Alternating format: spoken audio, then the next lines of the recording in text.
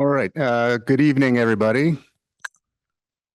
First, a little bit of logistics for those of you who are looking to receive some AIA credits. I believe that's going to happen digitally. We don't have like a sheet up here that you sign, but afterwards, if you have any questions, get in touch with Katie, who can direct you as to how to do that. But it does have credits associated, so we've got that going for us. All right. Good evening, everybody.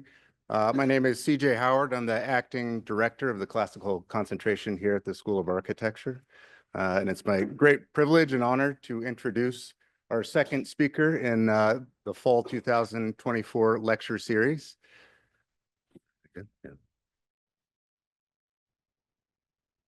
So I would start by saying our school possesses a unique inclusionary didactic that enables us to host as graduate student critics, both an accomplished contemporary modernist architect from Mexico City in Hector Barroso, who spoke first as the beginning lecture of this series, and simultaneously host an accomplished contemporary traditional classical architect from New York in Gary Brewer. As a significant name in the classical architecture arena today, Gary's presence reinforces the significance of this pedagogy at our school. Gary Brewer is most notably associated with the world-renowned architecture firm Robert A.M. Stern Architects. The firm eludes strict categorization, but is recognized historically from its postmodern beginning by many as a trailblazing pillar in the traditional architecture community. The firm has amassed an impressive array of accomplished traditional projects. When I was a young classical neophyte myself, I knew the reputation of the firm well as one of those big classical upper echelon firms in New York City. Gary Brewer was synonymous with the firm Robert A.M. Stern's name. I knew it well, as did many of my classmates. So when I learned that he would be on my very own graduate thesis project review, I was both delighted and intimidated. Thankfully, Gary was graced with the best thesis project he has ever seen. Actually, one of my classmates was very talented, wasn't he? And that's a joke. As a Ramsa partner and studio head for more than 25 years, Gary was instrumental in championing the firm's scholarly approach to traditional architecture, leading the design of a broad portfolio of award-winning houses, as well as clubhouses, apartment houses, university buildings, and civic and cultural centers from concept design through construction supervision. As Robert Stern steps away from the firm and as his longtime partners turn the firm over to new leadership, Gary, long recognized as one of Ramsa's top designers, is best positioned to carry forward the firm's founding principles with his own newly established independent architectural practice that was founded early in 2024. It is this career shift that has also providentially made his presence here today and participation at this school this semester more possible. Gary's broad experience and deep knowledge of scholarly classicism, in tandem with his love of a wide range of more or less formal vernacular interpretations, imbue each of his projects with its own intelligent charm and character. The attention he devotes to understanding the goals and aspirations of each client and the energy he brings to learning the advantages and challenges of each site, including, importantly, its regional and local cultural history, enable Gary to develop the right architectural vocabulary for each project, giving each a personality all of its own, grown out of the nature of the assignment. This should sound familiar to the students in our studio section. Gary elaborates his clear vision with a clever and expressive facility for detailing that can only come from a practiced fluency in the many languages of traditional architecture. It is these very qualities that Gary is introducing to this semester's design studio, where he has been dedicated to challenging the students and imbuing them with his expertise, professionalism, rigor, and erudite passion for architecture. During and since his long tenure at Robert A.M. Stern Architects, Gary has been an active leader in the profession. He has lectured broadly on topics as diverse as traditional town planning and the history of pattern book houses for professional organizations, including the Congress for the New Urbanism, the Urban Land Institute, the Urban Guild, and the American Institute of Building Designers. He is a longtime board member of the Institute of Classical Architecture and Art, where he co-chaired the committee that organized the ICAA's annual peer-reviewed journal, The Classicist. He remains an ICAA Fellow Emeritus. Gary's own writing credits include the architectural monographs Houses, Robert A.M. Stern Architects, Designs for Living, and Designs for Learning, College and University Buildings by Robert A.M. Stern Architects. His work has been published widely, including Dream Houses for both Life magazine and This Old House magazine, as well as houses published in Gallery, Ocean Home, Cottages and Gardens, Period Homes, and Architectural Digest. Notably, one of his houses was the cover story of Architectural Digest April 2018 issue. Gary lives in a 1915 American four-square house, which he has lovingly restored in the Park Hill section of Yonkers in New York's Westchester County. Our studio ventured up by train and van to Yonkers earlier in the semester to visit the location of our project site and subject, Untermeyer Gardens. After our visit, Gary and his wife graciously invited us to their house for a post-site visit dinner party, which was in and of itself an architectural education. Thank you again, Gary. That was a delightful experience. And his house, incidentally, serves as a good example of what we're doing as a studio in terms of historic preservation and certain connections between that and traditional architecture.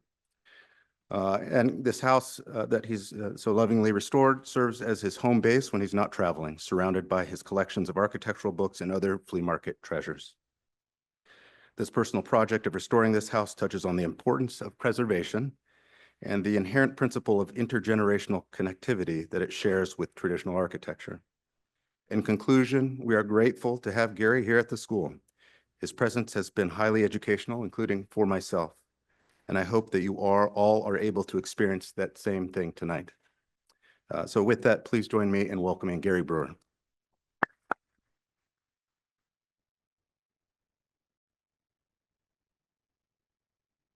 Thanks, CJ. You get to a certain age and an introduction like that sounds more and more like an obituary.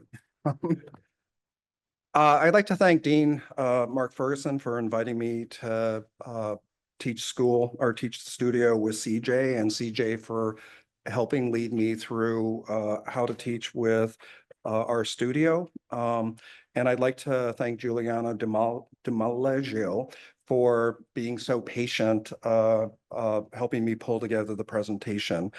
I'd like to discuss a brief history of preservation, and I'm going to be touching on many topics that alone could be an hour-long presentation. So I'm going to go very quickly and swiftly and talk about how preservation affects the design of building and planning, and also its effects on my work and practice. So in the 1850s, the Mount Vernon Ladies Association began preserving Washington's house. The Mount Vernon Ladies Association was the first national historic preservation organization. And I think when you look at the history of preservation, women are leading the charge, not men. And they're quoted as saying, "If the men of America have seen fit to allow the home of the most respected hero to go to ruin, why can't the women of America band together to save it?" And so they led the restoration of Mount Vernon. George Washington's headquarters in 1850, New York State became the first state to acquire and open a property for historic preservation when it purchased Washington's headquarters. In 1910, the state constructed a new federal-style building adjacent to the historic buildings to serve as a visitor center. Drayton Hall is an 18th century plantation house on the Ashley River and an example of Palladian architecture. It is based on plate 38 of Gibbs' A Book of Architecture. The National Trust for Historic Preservation acquired Drayton Hall in 1974 and chose not to restore the house to a specific period, allowing visitors to see the evolution of the house. The house was built and maintained through slave labor. The African-American cemetery is also preserved, and in the description of the house, when you go through, that bit of its history is also an important description of how the building came to be and who helped make it happen. Historic New England Originally known as the Society for the Preservation of New England Antiquities, founded by William Appleton Jr. in 1910 for the purpose of preserving for posterity buildings, places, and objects of historical and other interests. The museum's purpose is to, quote, preserve and illustrate life of New Englanders, encompassing the history of family life, immigration, women's life, enslaved Africans, and the products of masons, carpenters, and furniture makers. Today, they care for historic properties, hold preservation easements, and undertake preservation advocacy to protect historic properties. They own 37 house museums and 1,300 acres of farmland. Trains and automobiles. Trains and cars had a major impact on city planning. Train line development started with steam trains in 1827 for passenger and freight lines. Railway building flourished for the next 45 years, connecting the East with the Midwest and West Coast. Automobile production started in 1893, and the Model T was invented in 1908. By 1929, 60% of American families owned a car, and the United States Congress began funding roadways through the Federal Road Act of 1916. Dwight Eisenhower in 1953 enacted the Federal Aid Highway Act of 1956, which brought on urban renewal and the development of highways. With the loss of historic significant natural and scientific features, the Antiquities Act of 1906 was signed by Theodore Roosevelt, which allows the president to create national parks such as Grand Canyon. The Historic Sites Act of 1935 also organized the National Park Service and significantly declared for the first time that it is a national policy to preserve for public use historic sites and buildings. This is the first assertion of historic preservation as a public duty. Pennsylvania Railroad. Pennsylvania Railroad was established in 1846 and was the largest transportation enterprise in the world. It operated nearly 12,000 miles of rail line across the United States. And it was said that it had the biggest budget after the United States, which was number one. In the 1920s, it carried 3 times the traffic as other railroads. Before 1900, there was no direct rail link from points west of the Hudson River into Manhattan. Manhattan-bound travelers boarded ferries to cross the Hudson River to make it to Manhattan. That prompted the development of Penn Station. Penn Station was designed by McKim, Mead & White and completed in 1910. The station was located on an 8-acre site on 7th Avenue and 33rd Street and enabled direct access to New York City for the first time via train. The station contained 11 platforms serving 21 tracks with underground train tunnels below the Hudson River connecting New Jersey and Manhattan.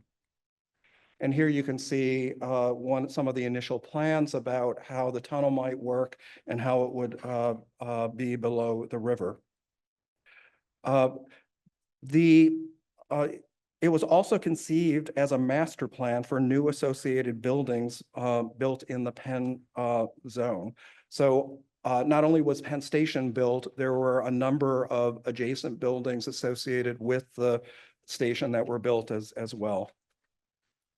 The exterior was somewhat modeled on St. Peter's Square, the Vatican, and the Bank of England, and the interior was modeled on the Baths of Caracalla. The entire historic Tenderloin district was demolished for the building. So there were blocks and blocks of historic townhouses that were removed to build this building. The building had entrances from all 4 sides. Some entrances had female sculptures representing day and night. It had a very complicated way of cars getting to and from the station, in addition to the trains. And here are some of the postcard views associated with the Penn Station. Penn Station interior was the largest indoor space in New York City and one of the largest public spaces in the world. Penn Station was one of the first concourses to separate arriving and departing passengers on two concourses. The concourses were covered by glass vaults that were held up by steel framework to give an appropriate transition between the classical waiting room and the tracks, according to Charles McKim. In its heyday, it was the central point of arrival to Manhattan for millions and millions of travelers. But with the increase in automobile transportation, buses and air transportation, it started to decline, and it's easy to forget before it was demolished the sad state of what both the exterior and the interior looked like and the immediate neighborhood. The proposal to demolish Penn Station drew massive protest. Here you can see Jane Jacobs and Philip Johnson, and the above ground portions of the building were demolished between 1963 and 1966. One of the grandest American buildings lasted only 50 years. During the next 6 years, the below ground concourses were heavily renovated, and Madison Square Garden and Penn Plaza were built. Remarkably, the station was kept operational as they were demolishing it. So on your left, there is an art student doing a drawing of it before it came down. And on the right are the various passengers who lived through demolition of the building as the train lines ran. So here are some of the sad photos of the demolition of the interior, coming down, exposing the steel frame behind all of the stone. Some of the eagles were saved and they have been relocated in various locations. Some of them have been lost. And you can just see what it was like for New Yorkers to live through 3 years of the demolition of the building. It was replaced by Grand Central Station. The original terminal building, I'm sorry, it was replaced by Madison Square Garden. And here you can see the design for it and its office building and it going under construction.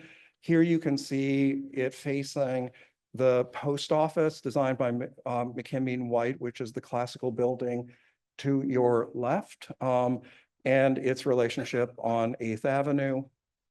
And with the completion of it, Vince Scully was remarked, "One once entered the city like a god, one scuttles in now like a rat."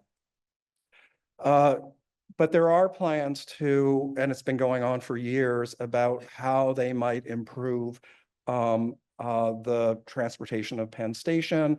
Most of them have to do with saving the existing structure, adding on to it. Some of them propose, of course, enclosing it in glass.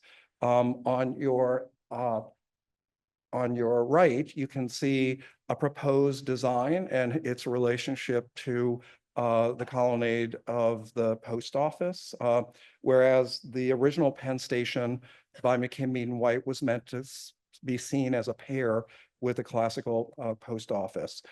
There is a proposal to rebuild a classical Penn Station, which, depending on your perspective, is sort of a crazy idea or an idea associated with how New York City might reclaim what it once had. But the loss of Penn Station instigated a huge preservation movement. And here are some of the renderings associated with rebuilding Penn Station.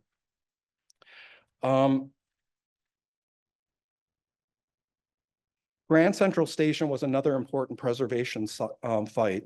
The original terminal building was designed by John Snook, and it was torn down for the new Penn Station. The new building was to compete with Penn Station. There was a design competition, including McKim White, who lost, but Reed and Stem won. All schemes proposed a station topped by a tower. Reed and Stem were experienced railway station designers and so were selected, but they ultimately were paired with Warren and Wetmore, who were also brought on to co-design the look of the building. And here you can see that as part of the planning of Grand Central Station, the train lines were depressed below Park Avenue and so as not to affect the adjacent buildings which were to be built. And here you can see the construction photo of Park Avenue being built with the train stations or the train lines below. The section through Grand Central Station is incredibly complicated, weaving in Park Avenue and traffic around Grand Central Station. In the center of the picture, you can see the double height waiting room, but then below are all of the various paths of how the trains come and go and the concourses. And here you can see the site under construction. And of course, when somebody thinks of Grand Central Station, they think about the Beaux-Arts architecture and not the amazing engineering feat, which is hand in hand was part of the planning of this great building. So Warren and Wetmore and Reed and Stem on the left-hand side envisioned that it could potentially have a taller tower added to it. And it too had a master plan for adjacent buildings. And it was for the various train stations in America that were being developed in this time, that was a typical strategy about how one might in the future add taller buildings to it. So you can see here, this is a photo of the train station in Detroit and its proposed taller building, which was ultimately built. So the preservation fight started with the proposal for Breuer's plan for a new building. And that was a result of Grand Central's ridership beginning to decline in the 1950s. And there were proposals to demolish the building. Here you can see Breuer's proposed design on top of Grand Central in comparison to Warren and Wetmore's proposed design. Breuer went through a number of design options, which were mostly a result of the community fighting back. They ranged from demolishing Grand Central completely, building over it in the middle, and then building on top of it, which is on your left. The plan drew opposition from the public, architects, and Jacqueline Kennedy Onassis.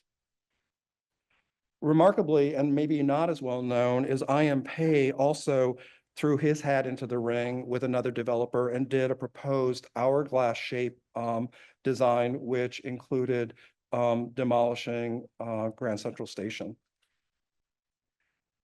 In opposition to the fight, the developer and the railroad company decided on a new scheme that to set the tower behind Grand Central, as the Landmarks Preservation Commission prevented Penn Central from being demolished, executing Breuer's more drastic schemes. The railroad sued the city, and the New York Supreme Court overturned the ruling, which ultimately went to the Supreme Court, deciding 6-3 in favor of the city. And one of the things about building the Pan Am building was its complicated site, in that it was wedged in between the Helmsley building, which on the right-hand side, cars can drive through it, and then they drove around Grand Central Station. And between the two was the ultimate design that was built, which you can see here with an image of the Pan Am building in relationship to the Chrysler building in the Helmsley, and then the view of it looking south on Park Avenue with the building behind it. It's easy to forget what it looked like before there was a new building designed by Breuer, with the Helmsley building terminating both north and south. And in an ironic twist of preservation, years later, when Pan Am moved out of the building, there was a ruckus about trying to save the Pan Am sign. And that was written up in the New York Times, where they interviewed preservationists and architects. And one of Bob Stern's best quotes was, "Can we save the Pan Am sign and take down the building?" So that sort of leads, that was a big preservation fight. That was a win for preservationists and helped with the formation of preservation theory. There were a series of books that for the first time that were written about how one as an architect and a planner and a developer might deal with additions. Paul Spencer Byard, who was a New York architect and trained as an attorney, wrote a very helpful book about preservation and additions with a more modernist of our times slant. The Future of the Past is a more recent book about preservation and additions by Steve Sims, who will also be speaking here in the upcoming month. So there was an ongoing preservation fight within New York City. So on the left-hand side is Michael Graves and the heyday of postmodernism and his different schemes to add on top of Marcel Breuer's Whitney.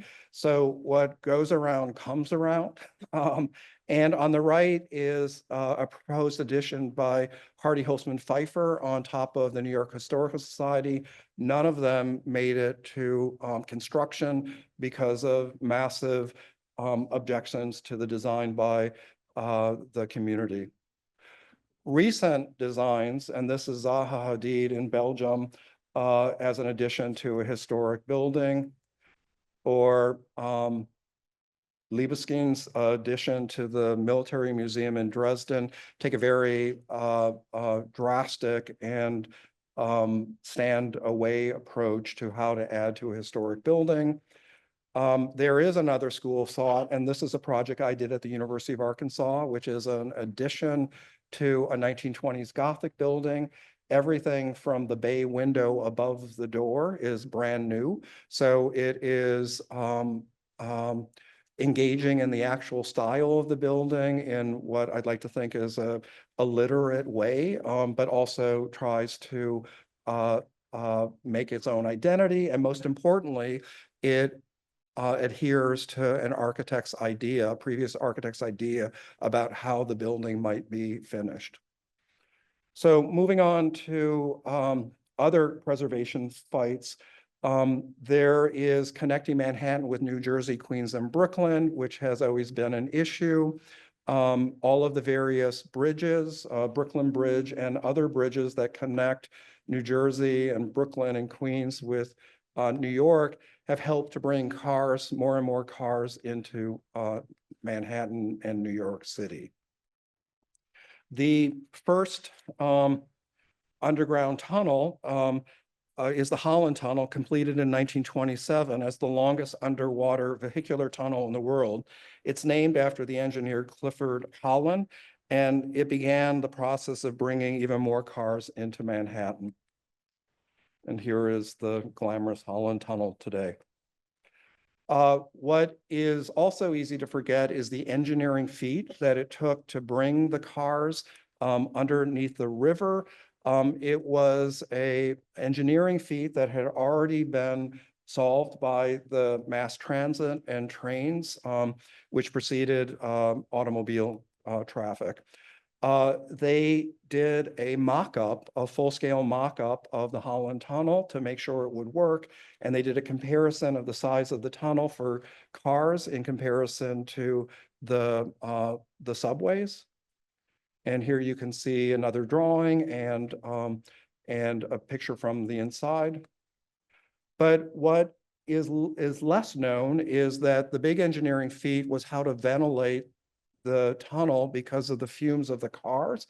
And so there are massive fans that were on either side of the tunnel, one in Manhattan and one in New Jersey.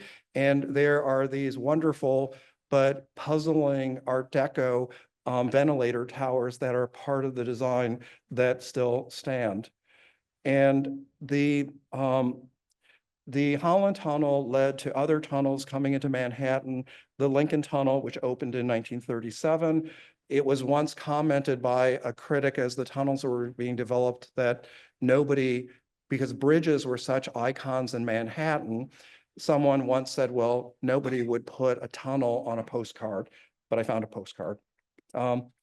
So as Manhattan is dealing with bridges and tunnels coming into New York City, more and more cars and traffic would be filling the bridges and making for a more difficult commute in.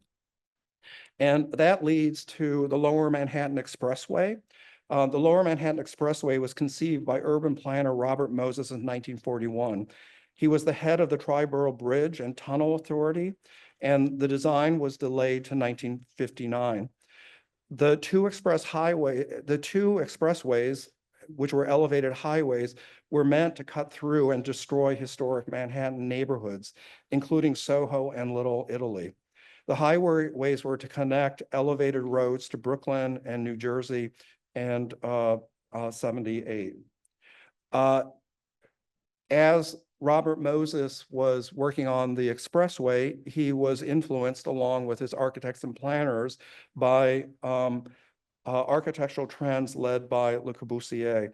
Le Corbusier's plan for demolishing Paris of 1925, which you can see here, and this is a plan of what he proposed superimposed over Paris, and his Radiant City plan of 1930 were widely admired by architects and planners.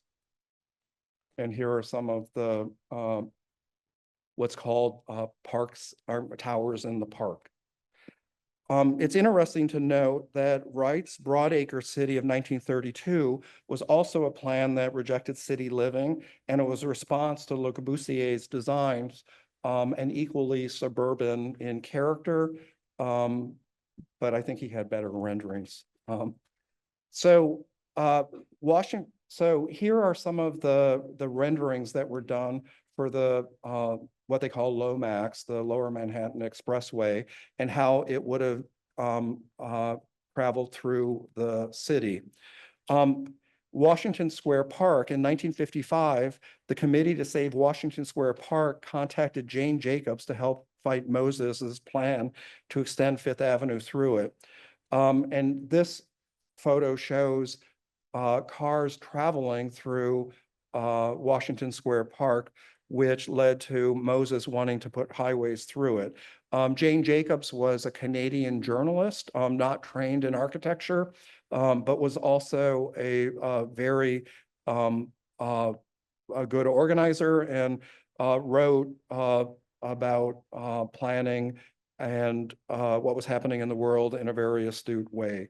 The plan was stopped, and after the protest, Robert Moses was so unhappy, he was quoted that, well, nobody is against my plan, but a bunch of mothers.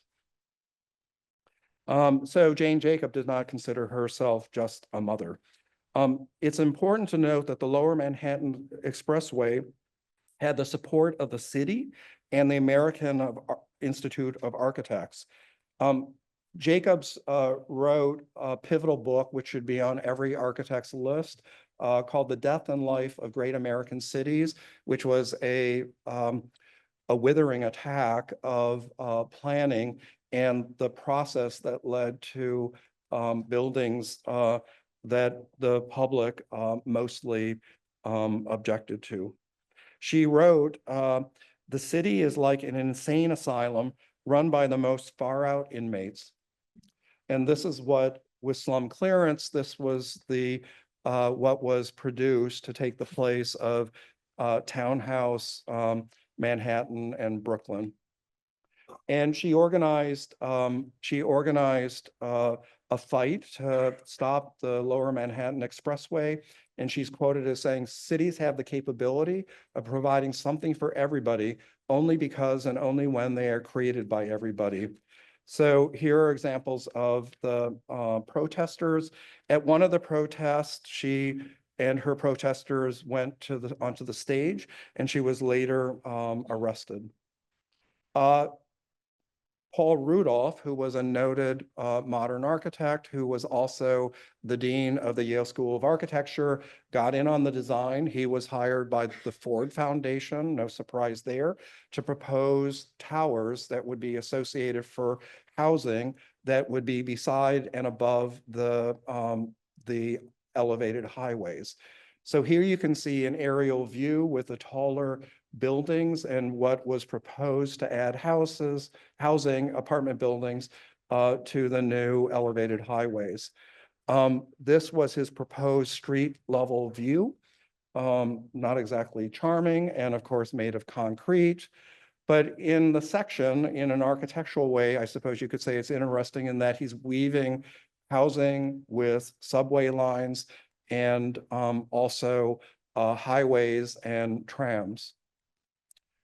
And here are more examples of what that was meant to be. And when the expressway was killed, so was this scheme.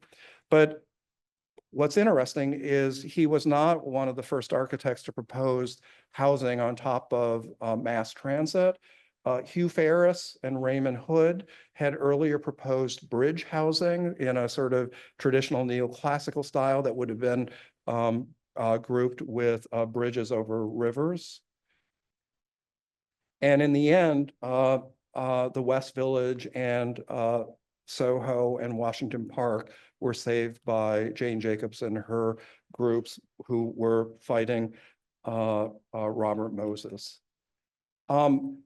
It's hard to understand today the optimism of the future and how it was also sponsored by those who had interest in highways and cars happening. So the City of Tomorrow was Norma Bel Geddes, who was a noted designer from the 1930s, was hired by Shell to help with their advertising campaign. The 1939 New York World's Fair had an idea of Tomorrowland and what the future, that everyone had the future, what the future would be like. And notice everyone leaning forward in eager excitement of the future. And here are models that show what the highways and the towers might be that would replace what Jane Jacobs and her supporters had in mind as the alternative. There were also automobile designs that were meant to be futuristic. Here are some of them that were from the various automakers, and they were shown at the World's Fair. And it's funny to note that the Jetsons used the futuristic designs of automobiles to inspire not only their mode of travel, but also their architectural expression. And there's a style of architecture called Googie architecture that's based on sort of the Jetson kind of aesthetic.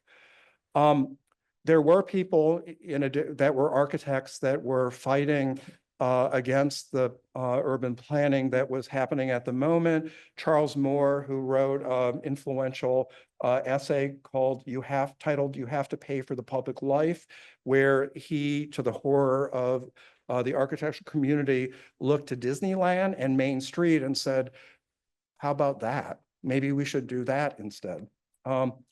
Which also, all of this led into new urbanism, which is a strain of planning that is meant to bring back walkable cities and mixed-use cities with Seaside, Florida, designed by Duane Platter Zyberk in conjunction with Leon Creer and the town founder, Robert Davis.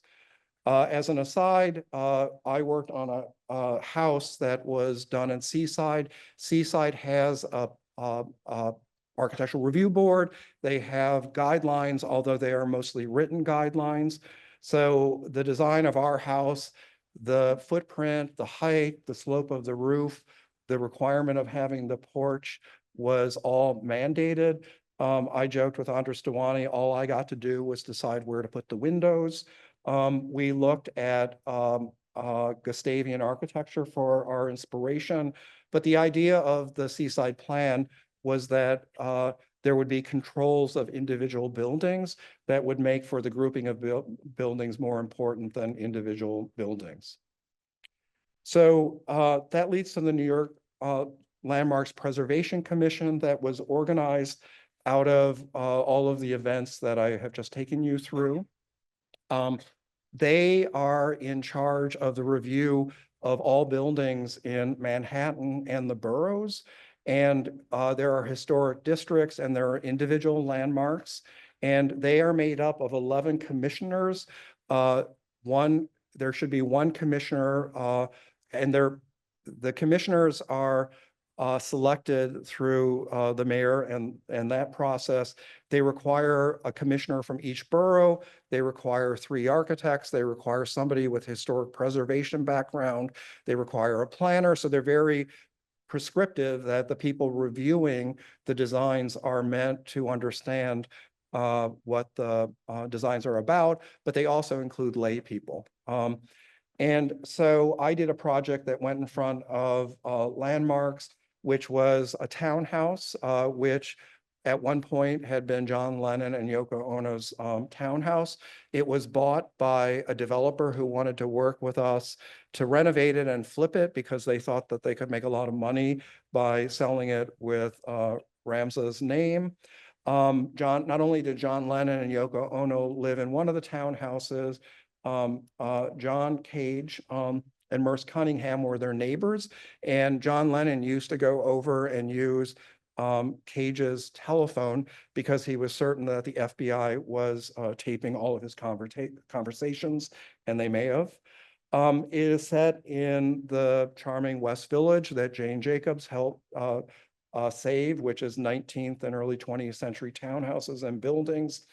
And the design that we did, one of the buildings on the left-hand side is a historic property. So it was guided by the Landmarks Commission, whereas the Succo building on the right was a non-contributing building.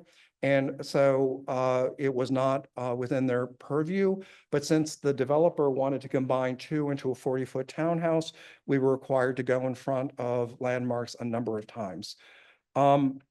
The proposal was to remove the stucco off of the non-contributing building and expose the brick and replace it with windows that were sympathetic to its period. And then for 107 Bank was to restore its facade as well. The developer wanted to add a penthouse on top, and that started to conversation with Landmarks. And we had to go in front of them 3 different times with a preservation consultant called Higgins and Quaysbarth to help determine how much of the penthouse could you see and what could the expression be. What Landmarks ultimately decided on is that they wanted the townhouse to look like it was an artist's loft that might have been added, a little bit of a fantasy of architectural history, but if it got us approved, that was good enough.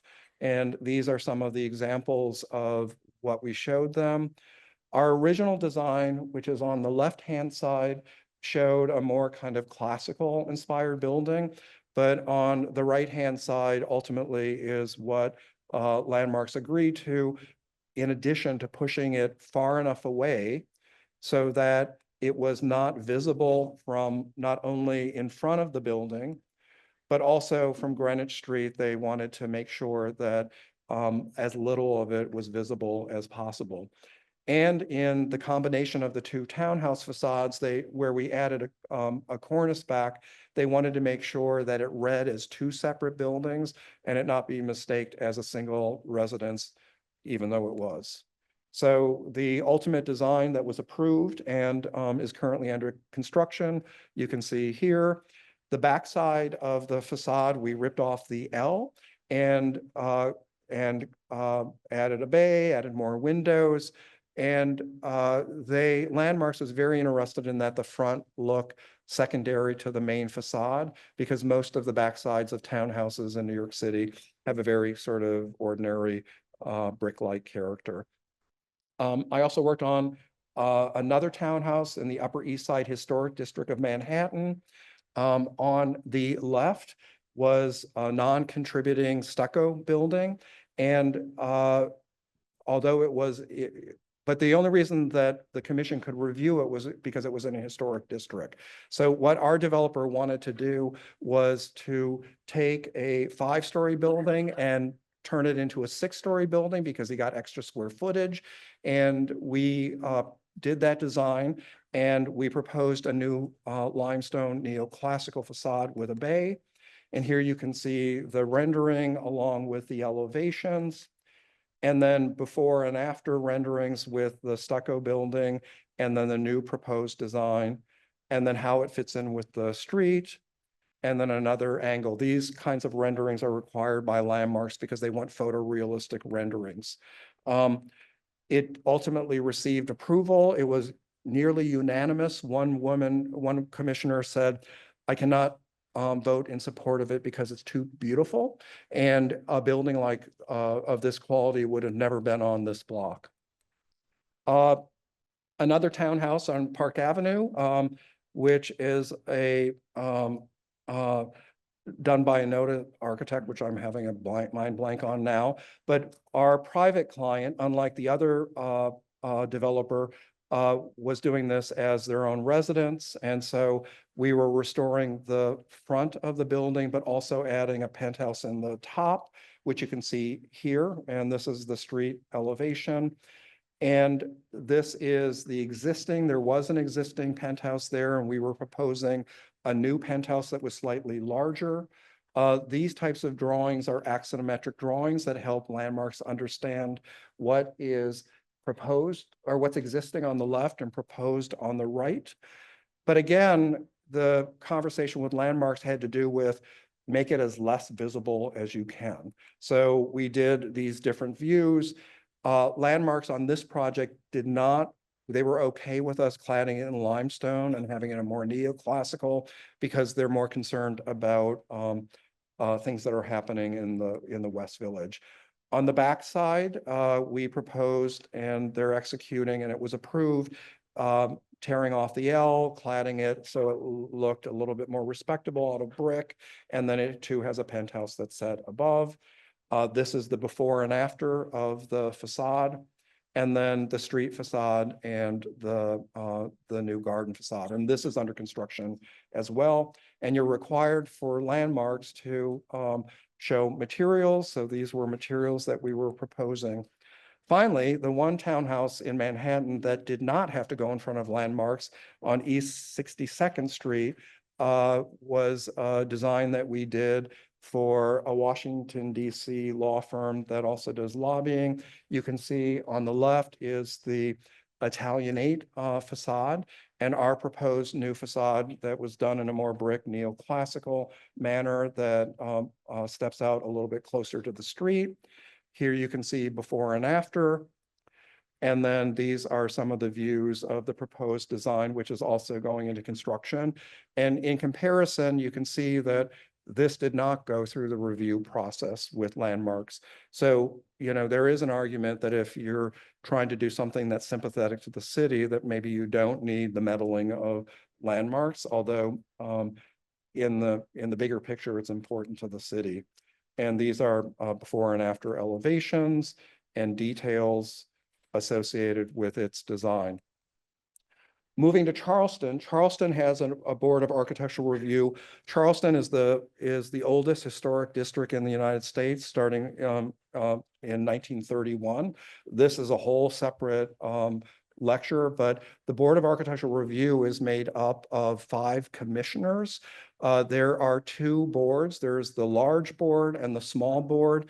The majority of what this board does is they review restoration of buildings, although the BAR large, along with Charleston's popularity, is venturing into what should new buildings look like that are added into the city. As you can imagine, architects are more interested in doing new, more modern buildings, but the community and the people that live in Charleston are very much against it. And this was a proposed architecture school for Clemson that got embroiled in a lot of controversy and ultimately never went forward. What typically happens for new buildings is more kind of transitional buildings. So this is a building on King Street that's under construction, but if you blur your eyes, it could look like a 19th, early 20th century building. We entered the game with Courier Square, which is a big multifamily office building affectionately called a Texas Donut because it has 5 stories of internal parking that is wrapped with liner buildings. Here you can see the plans with the parking, and then on the right-hand side is the entry to the parking that is tucked to the side. Our idea and the problem with Charleston, in our opinion, is that the footprints of the buildings, the new buildings, are so gigantic that we had proposed that there would be 3 different expressions.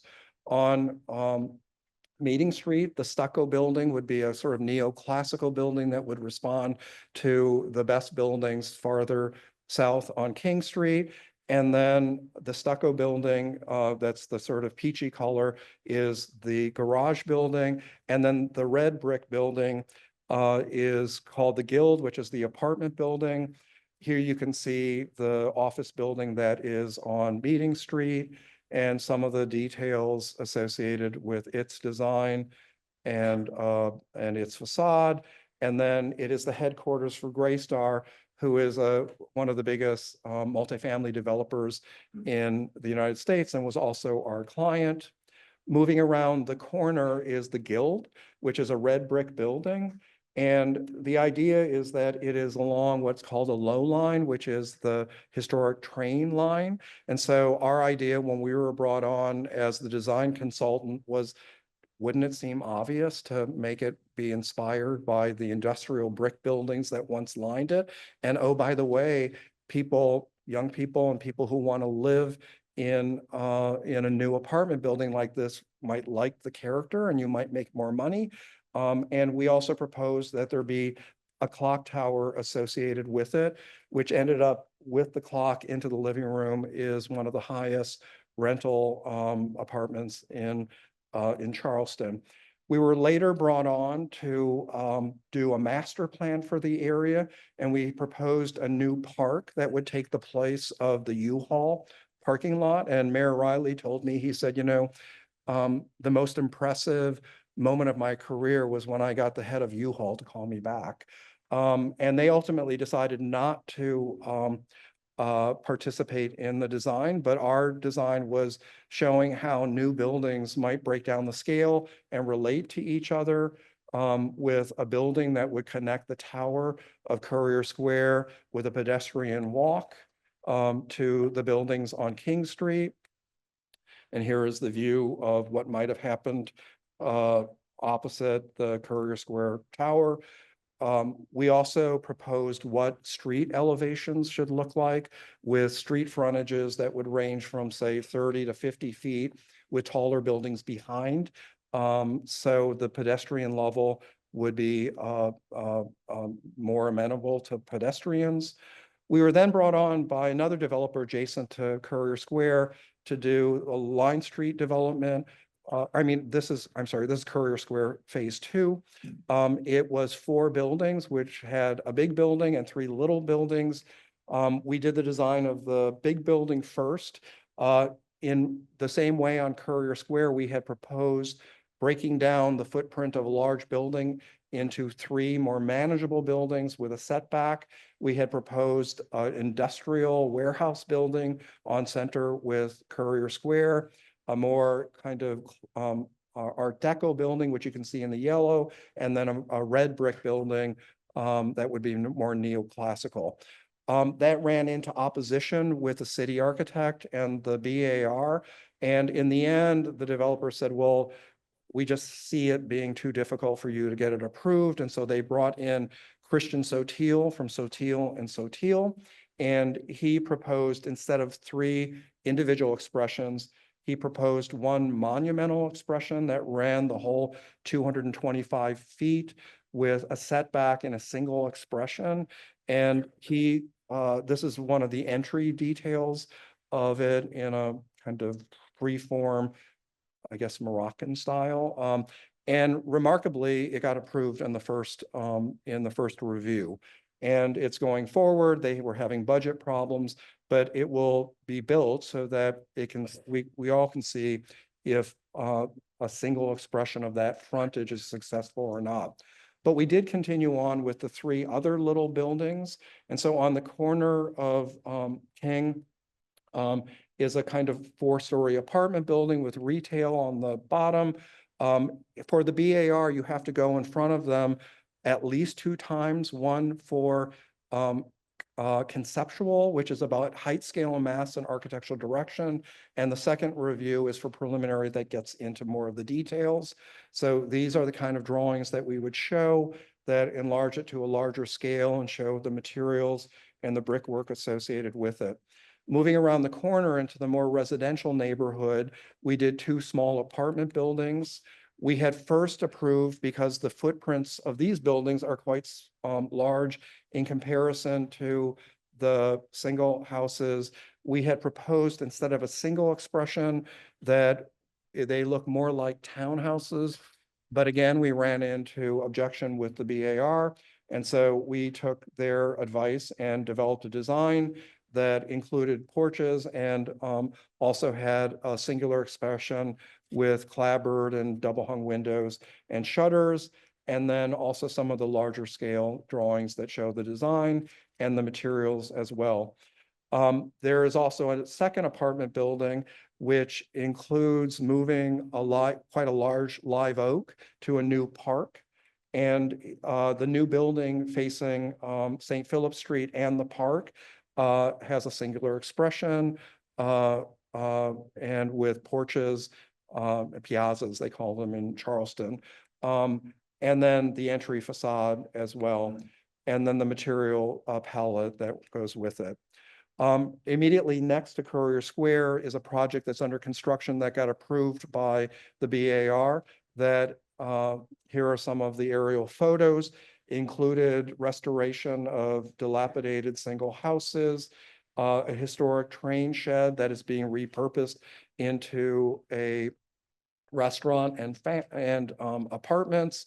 And in this design, we had proposed, because it weaves in and out, I hate using the word weave anymore, weaves in and out with the existing structures, we proposed four different expressions, a brick expression that would go next to the industrial buildings, a more Art Deco expression that would go adjacent to it, an intermediate, what we called a bank building with an arch that is next to the townhouses, the single houses that are being restored. And here are examples of renderings in comparison to construction photos. This is really the gateway building that you see coming off of the highway. And it's all done as precast. So it's thin brick that is made on panels and is lifted up by crane and put together like a big jigsaw puzzle. This is the view, the rendering and the actual building under construction one sees when they get off the highway to come into Charleston. It also has a historic train building and smokestack, which is being turned into a pedestrian muse, which is surrounded with the new buildings on the right and in the background. We also did designs. The same developer owns three other parcels. And I went in front of the BAR to get conceptual approval, which they have approved. One of the buildings is to terminate the park system, which is called the low line. And it sits back. Because of its smaller footprint, it has a singular expression. These are visible from the elevated highway. So we work to come up with individual expressions of these two buildings adjacent to the building on the left, which is under construction that I just showed you. We also are working on a project on King Street, which is a senior living facility with apartments on it. It terminates the view of Columbus Street, which is a unique street system in Charleston and there aren't many sort of opportunities for it. It has such a large footprint. We came up with the idea of four different expressions as you move around the site. This is the rendering of the building that faces towards King Street and how its tower-like structure would terminate the view down the street. It also has a preservation component, there is a one-story vaguely Art Deco 1940s building that the BAR and Historic Charleston, the Preservation Society, felt very important that it be saved. It was originally proposed to be demolished by our associate architect and the developer. The BAR convinced them to save it, so we moved it, and it is being moved to one of the side bays at the cost of nearly $1 million to move this facade, which was deemed historically important. So these are some of the renderings of what its view down Columbus Street would look like. The view down King Street, this side is a single expression with its iconic tower. And then moving around, you know, the difficulty of these projects is parking. And my joke is form follows parking. So we are have an access to the parking on one of the side streets that goes down and also is wrapped by buildings, and how the new facade, which is in scale of the townhouses and the taller buildings beyond. Going around to St. Philip Street, this project has what looks like a freestanding building, which changes its expression to fit more along the lines of the historic buildings on the street. Coming to the end, we also did a project on Market Street in the more historic part of Charleston, which is currently 2 blocks of paved parking. And this is meant to be a hotel. And so we had proposed that the footprint of the building have 3 separate expressions and also responds to the site and has below grade underground parking so that all facades of the building on the ground level could have retail. It has an entry courtyard for the new hotel that forms an ensemble of buildings that finish this street.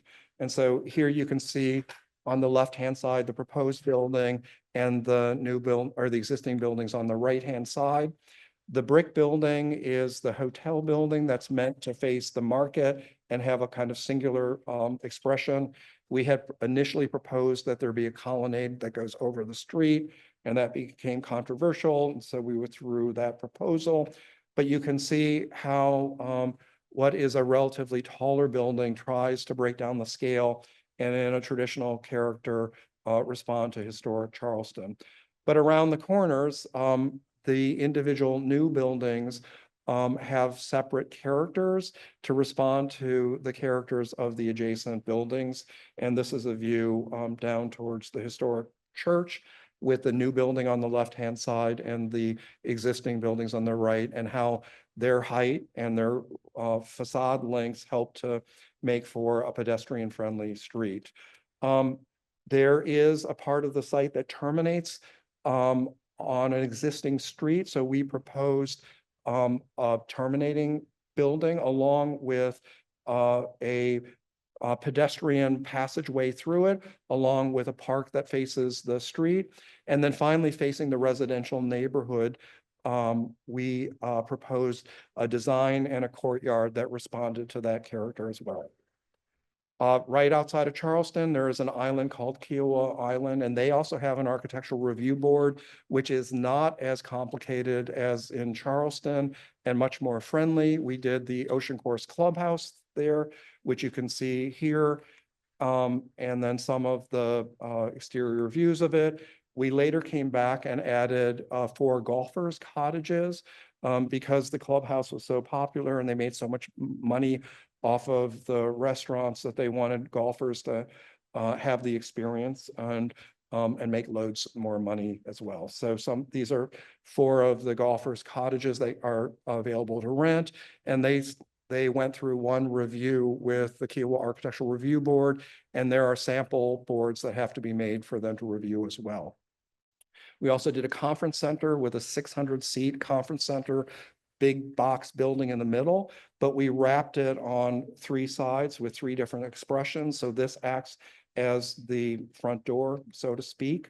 Moving around On the right-hand side and facing another building, we changed the expression to kind of more of what we thought of as a stables outbuilding expression. And then the blue facade is facing the parking. And this has underground parking, one level of underground parking as well. It faces the visitor check-in building, which is a small building. When people come to Kiowa and they rent properties, this is where they check in. It's a little bit like the Seaside visitor center when you go to rent a cottage there. We also did the Cougar Point Golf Clubhouse. Having done so many shingle style buildings in Kiowa, we thought, well, we don't want to do more, and we'd like to do a building that has a different kind of style and expression and add a little bit more DNA to the island. So we did a golf clubhouse that has a kind of colonial revival style. Here are the entry views and the course views. And that sort of wraps up our work in Kiowa. So coming to the end, some of you work on houses. You know, the house review process, that could be a whole separate presentation. This is a house that I did in Vineyard Haven, which is right next to a Ferguson Shamamian house. And it went through a review process with the neighbors, which fortunately the client took on instead of me. And it went through a number of changes to get the project approved. Virginia Beach, it does not have a review process, but it has zoning and height and coverage requirements. So one is not required to go in front of an architectural review board, whereas in Westport, Connecticut, there are height and coverage issues, but you have neighbors with easements, which must be negotiated. So that helped shape the design as well. And then in Fieldson, in the Riverdale section of the Bronx, these are spec houses. Before Fieldson was designated a historic district, so we didn't have to go in front of the board for it. But the neighborhood, who had been against landmarking the neighborhood, once our developer clear cut a huge acreage of trees to do his project, it prompted the people in Fieldston to get on the ball and get it historic districting. But our houses being larger, we tried to do them in styles that one might have seen in historic Fieldston. And then university projects, they all have a review process, which is different but similar to the other projects that I have shown before. This is the Spangler Center at the Harvard Business School that responds to McKim White's original master plan and buildings. This is a fitness and aquatic center at Brown University. The cupola was the only remnant left of the Marvel gym from the 1920s that they had torn down 10 years before we came to the project. Someone had saved the cupola. I met with a guy that must have been 80 years old, and he said, would you like to do anything with the cupola? Maybe you can take it apart, put pieces of it on the inside, put it in the landscape. I said, why don't we put it on top of the building? So they restored it and put it on the building. So that leads to the last set of slides. So when I was brought by Mark and CJ to teach a studio, and with a preservation kind of slant, I thought it would be important for the students to work on a project that addresses preservation issues. And so our project that the students are doing is a new visitor center for Untermeyer Park, which is a historic garden in the Yonkers section of the Bronx that looks over the Hudson River. And it was designed by William Wells Bosworth, who did Kayakut, and he did the AT&T building downtown. He was shipped off by the Rockefellers sort of mid-career to France to work on restoration of Gothic cathedrals. But this garden is a melange of classical and Persian and Indian styles. This is the gate with Paul Manship, who did Prometheus at Rockefeller Center, the sculpture. And he did the sculptures on top of the Ionic columns. The columns overlooking the Hudson River are salvaged from Stanford White after he died. and there's the temple of the sky and the temple of the love. So what the students are doing in this project is to address preservation issues. How do you add a new structure to an existing structure? How do you deal with the look of the new structures? And we have organized the review process where we've had reviews with historic preservation consultants, with landscape consultants to, if I'm sort of near the end of my career, I'm thinking that the students are at the beginning of their career and they should start to think about building design that's particular to a place to help preserve a place and to add on to a historic building in a suitable manner. Thank you, everyone, for your attention.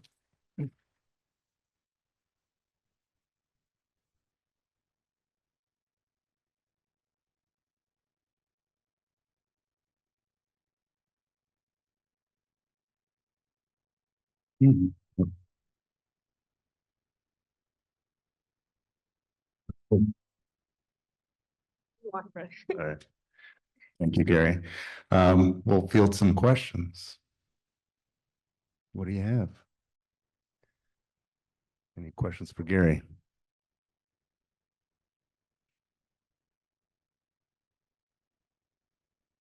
I'll ask one.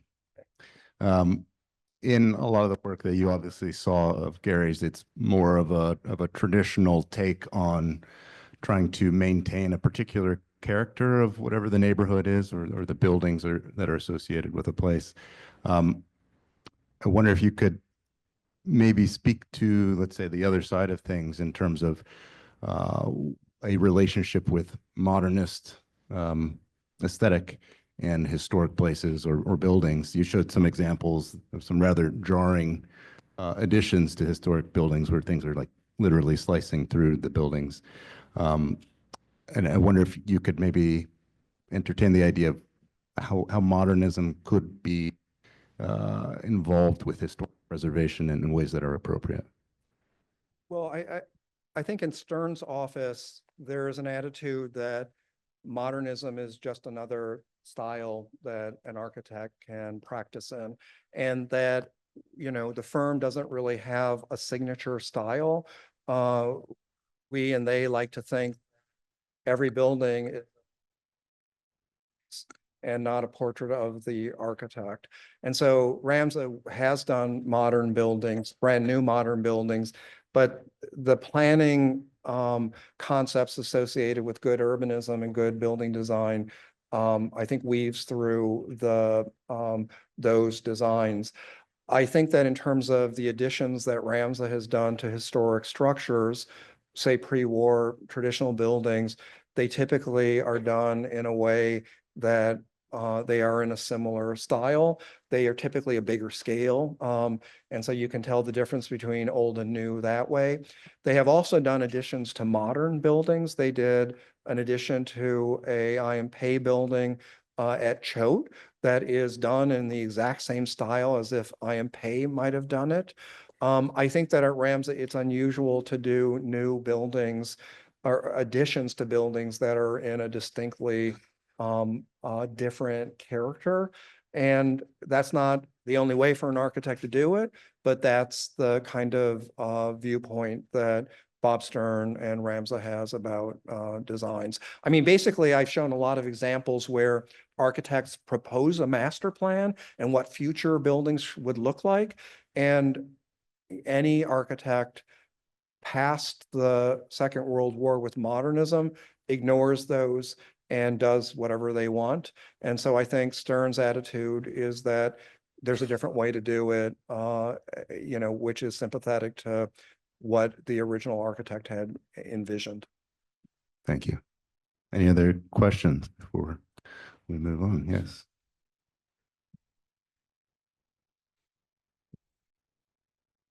Would you comment on the two new projects at Georgetown University, the McCourt School and the Southwest Quadrangle dormitories?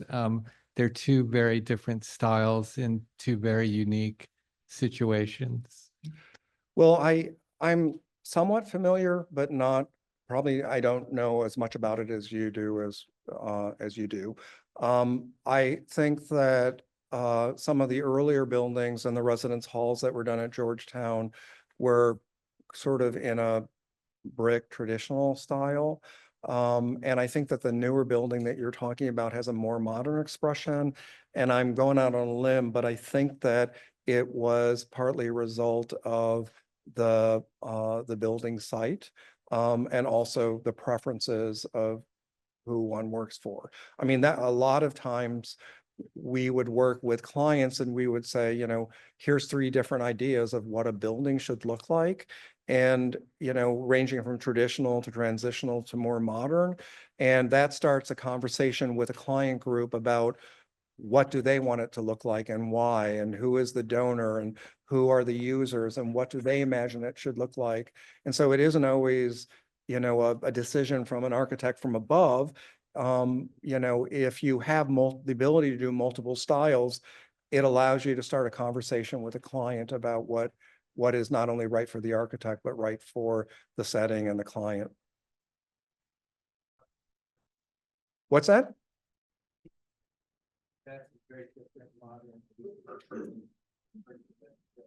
Yeah. Well, again, it's as I said before, it's a combination of the setting and the client preference.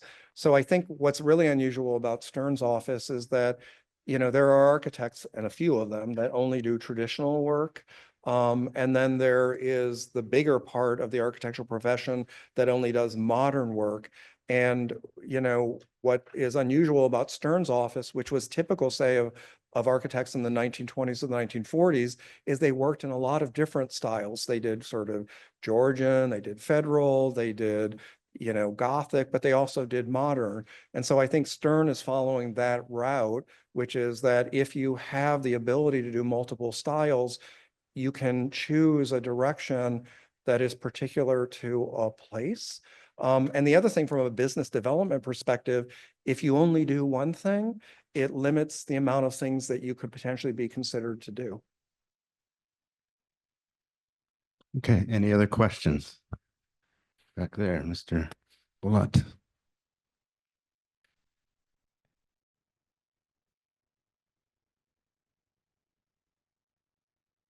So you showed a picture of an addition to like a collegiate Gothic building in a university, and it seemed like it was always designed to be that way.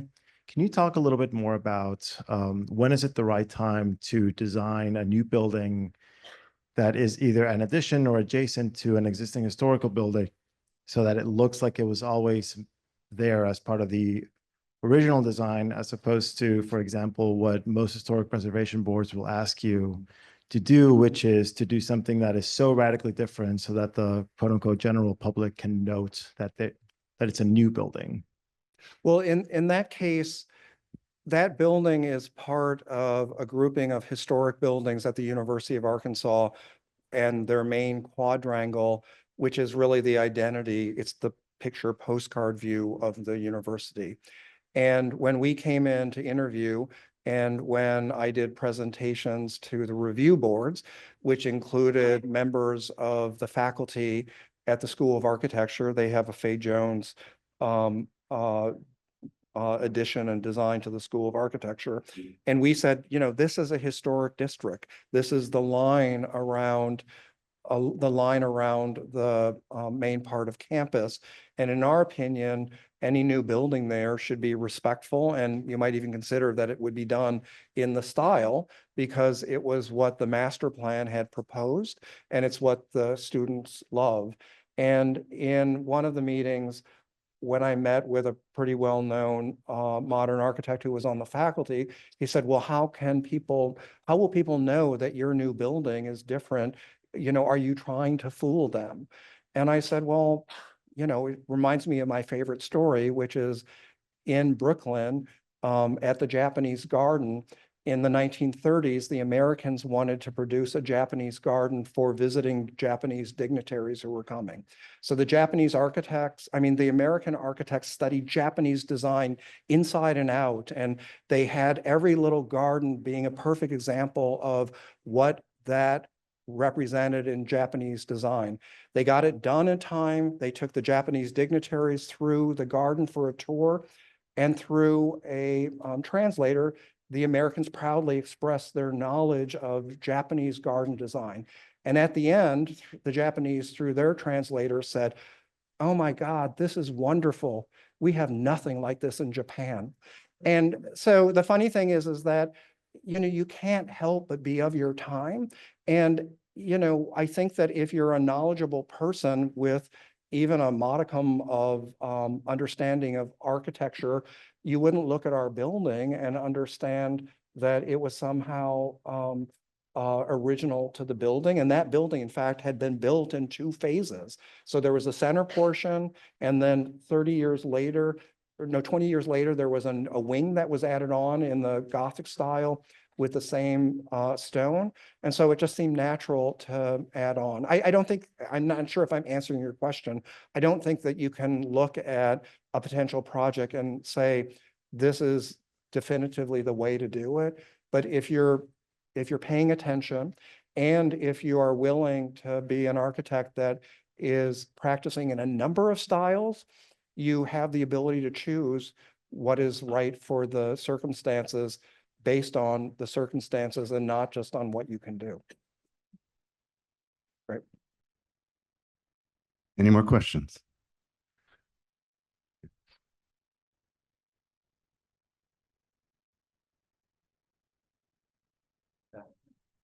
Mark will be the last. I would like to say that I really enjoy your lecture, and I think it's really important as new architects to think about how you preserve buildings. But I was thinking like, how do you prioritize which buildings to keep, especially when there's like limited resources? When I say like limited resources, like limited space, because throughout your slides, I was thinking about the problem that we're having about the world being like overpopulated.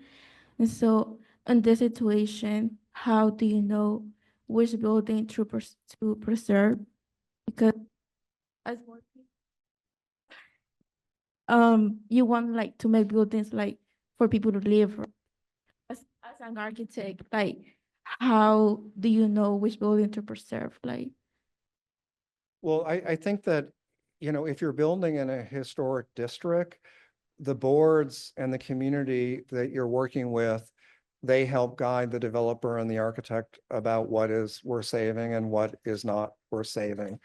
The dilemma becomes when architects are working outside of a historic district and they have a developer who is pushing to demolish a historic building or even add a new building that maybe the community thinks is inappropriate in a historic district. That's where it gets difficult. And because it relies on the developer and the client, along with pushback from the community.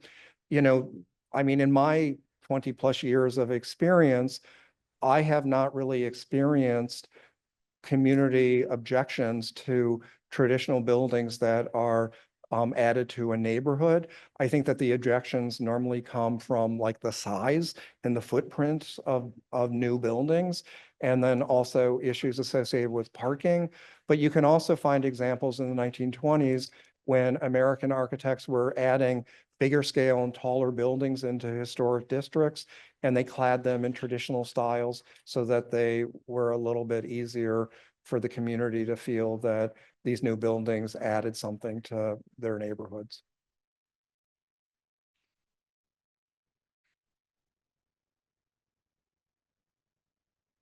Check. Okay, it's working. Gary, thank you for such beautiful talk, so much beautiful work. I don't know where you found the energy to design all those projects. You had a big team. It's really impressive to see the range and scale of these buildings. Really intrigued by your introduction to all of this work by telling a very quick story of the preservation movement in America. And I'd like you to tell us a little bit, having designed all these projects, how that what lessons you've taken from the preservation movement that you think can make all of us better architects? Well, I would just add that working with CJ and the students, the beginning part of our project was to group the students together in 3 teams, because the way that you practice architecture is very collaborative in an office environment. So all of this work that I'm showing, it's not like I did it all by myself, and like the Frank Lloyd Wright expression that like the designs just dropped out of my sleeve. You know, it's a very collaborative process, as I think any practicing architect understands, for any building. It's also collaborative in the review process, whether it be with a client or an engineer or community review. You know, I mean, I think that great ideas come from everywhere. And I think that if you're listening to what people have to say in the process of reviewing the design, it can help make for a better building. You know, there are times when people come up with ideas that aren't so great, so you also need to know when to, you know, turn a deaf ear. But I think that collaboration, whether it is within an architectural firm or in the process of reviewing and getting a project approved, that if you know how to navigate it properly, that can actually help to make a project better. And it also helps people within a community think that when they look at a building in Charleston, you know, people look at it locally and say, I helped that building be that way. And that I think helps for people within a community to better accept new buildings into a historic district. Very good. Thank you, Gary. I'll say just on my half, and we'll wrap things up here. As part of our studio, it's been very interesting and challenging at the same time to take on a subject like this in terms of historic preservation and, you know, what do you do? It's a layer that I think most people don't take on. So I've certainly appreciated it, and I think the students are getting something out of it. Again, it's challenging, but it's been a great project, and we're glad to have a fearless leader to help us navigate all those difficulties. So we've got a reception in Miller Space after this. So come join us. Thank you very much. And before I go, everybody has an obligation to go out and vote tomorrow.